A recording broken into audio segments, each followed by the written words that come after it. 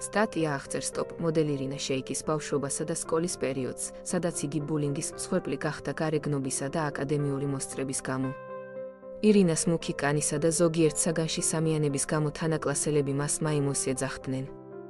მიუხედავად ამისა, მისი კლასელები აღნიშნავენ, რომ ირინა იყო კეთილი, თავდაჯერებული და მრავალმხრივ ნიჭიერი გოგონა. ირინამ ბავშვობა გაატარა ემანჟელინსკში, ჩელიაბინსკის რეგიონში. სკოლის პერიოდში მან მამა დაკარგა, რის შემდეგაც დედამ, რომელიც პედაგოგი იყო, მარტო გაზარდა იგი და მისი და. მიუხედავად სირთულეებისა, ირინას დედამ ხელი შეუწყო მის განვითარებას და ჩელიაბინსკში სამოდელო სააგენტოში გაგზავნა. იქიდან ირინამ გზა გაიკვალა მოსკოვში, სადაც 2004 წელს მონაწილეობა მიიღო კონკურსს სუპერმოდელ 2004-ში და გაიმარჯვა.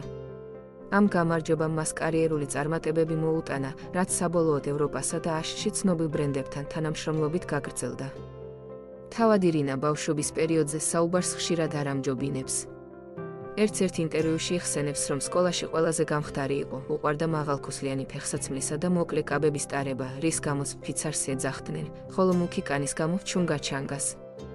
იგი აღნიშნავს, რომ ბუნებრივი ტუჩები აქვს, რაც იმ ადამიანებისთვის პასუხია, ვინც ბავშვობაში დასცინოდა, მიუხედავად სკოლის პერიოდში განცდილი სირთულეებისა. ირინა შეიქმა შეძლო წარმატებული კარიერის შექმნა მოდის ინდუსტრიაში და დღეს მსოფლიოში ერთ-ერთ ყველაზე ცნობილ და წარმატებულ მოდელად ითვლება. Tredi.com, ქართული სოციალური ქსელი.